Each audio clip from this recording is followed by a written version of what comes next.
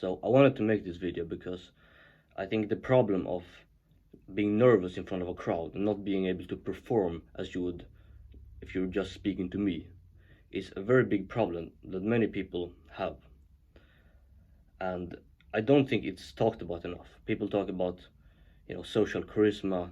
They talk about how you should get strong in the gym. People talk about how you should interact with women, etc. But they don't really talk about public speaking that much. And I think public speaking is an essential quality to have in order to make money and overall be more attractive. Because if you're going to be a leader of a big business or something like that, you're going to have to represent your company. And to do that, you have to be able to speak in front of a crowd. So that is one of the most important things that you can learn as a man. And because, this channel is mostly for men.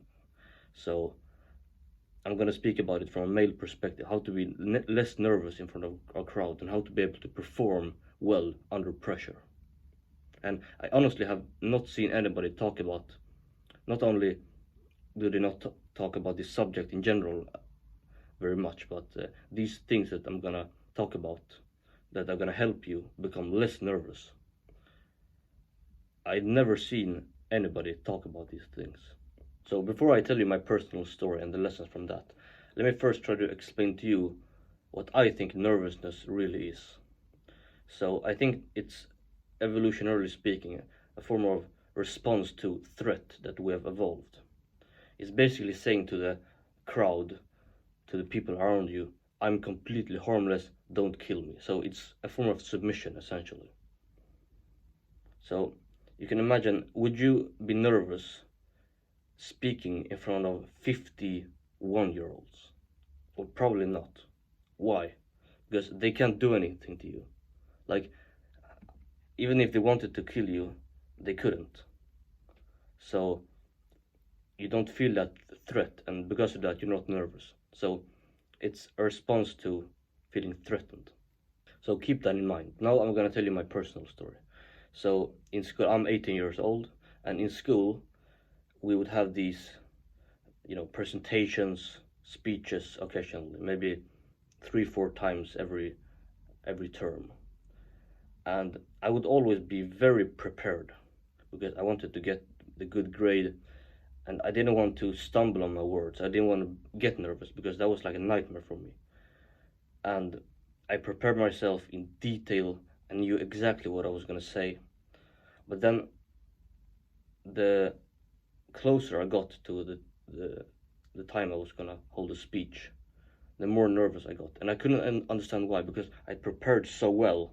I knew everything I was going to say. I was like an expert in the field, but still I was nervous, even though I'd done it so many times before. And so I got this idea that maybe it's not about just being knowledgeable.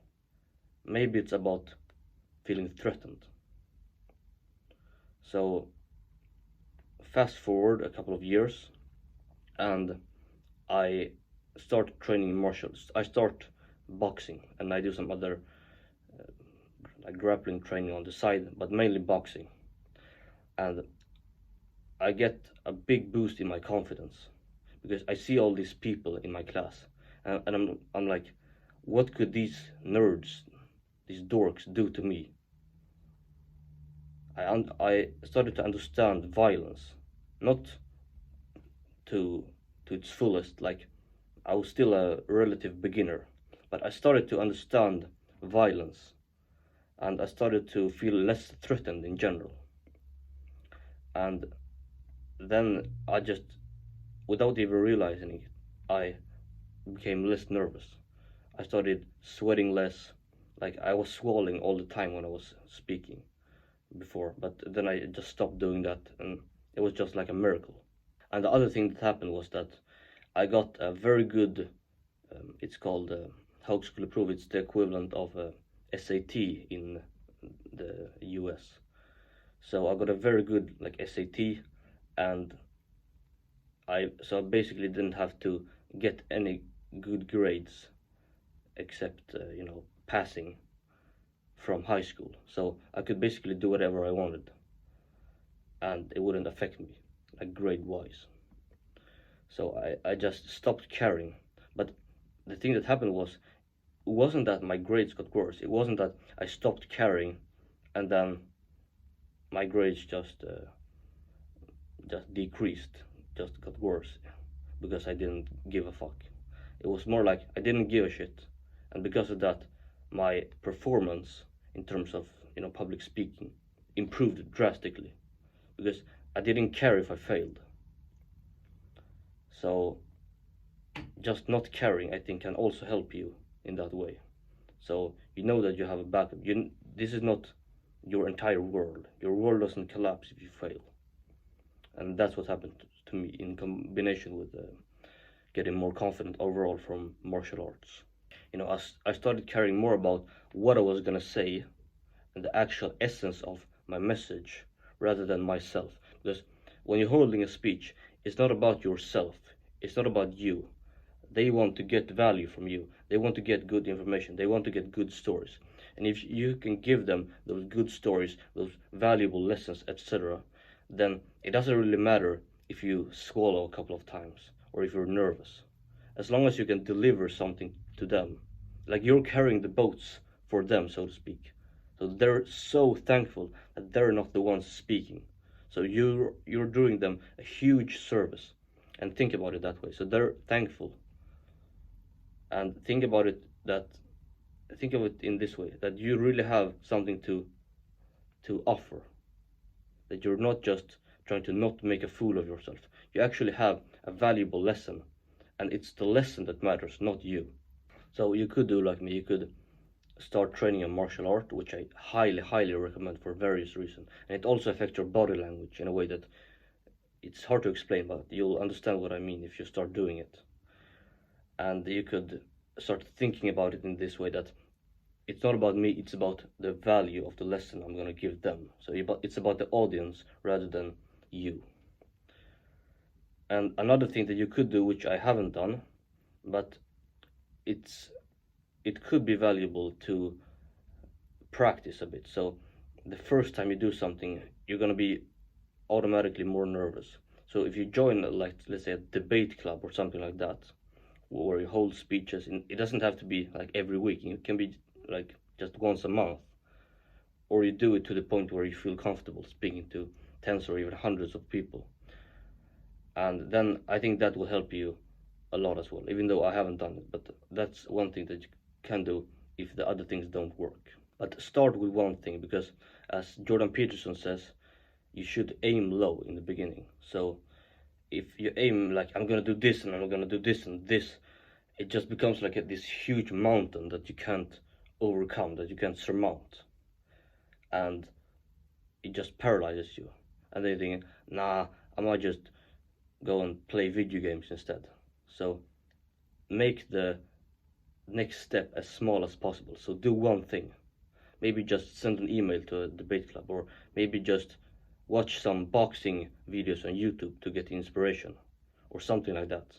Do one small step and then you can increase the difficulty.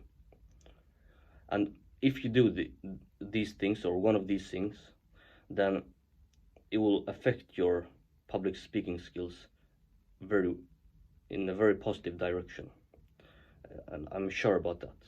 If you do these things and you believe in them, then it will make you a better public speaker, and it will definitely make you less nervous when speaking in front of a crowd. And this is very important. If you wanna make a lot of money, if you wanna be a business leader, then you have to be able to represent your business and explain things and pitch ideas to people. That's one of the most important things. The Gymshark founder, Ben Francis, who's the UK's youngest billionaire, he talked about he had to improve his speaking skills in order to be a good CEO, in order to improve the company.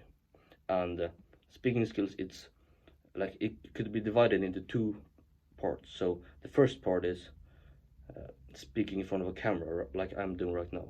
So I'm certainly not perfect at it, but in the beginning it was way worse than this.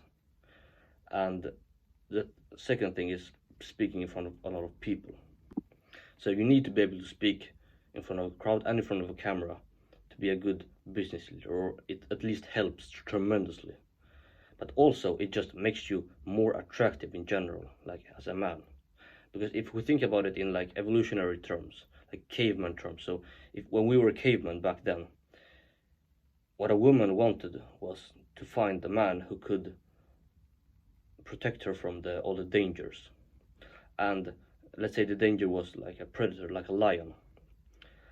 So one of the things that you see in nature is that even if a predator is much bigger than its supposed prey, if the prey can just stay confident, then it will not attack it. So that was one of the most important things for men then and now, to be able to handle pressure, even though the form of that pressure is obviously very different.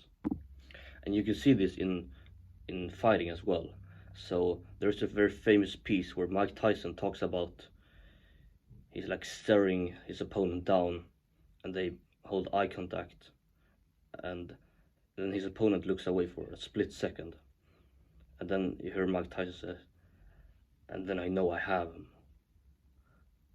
When he looked away for that 10th of a second, like a chink in his armor, then I knew I have him.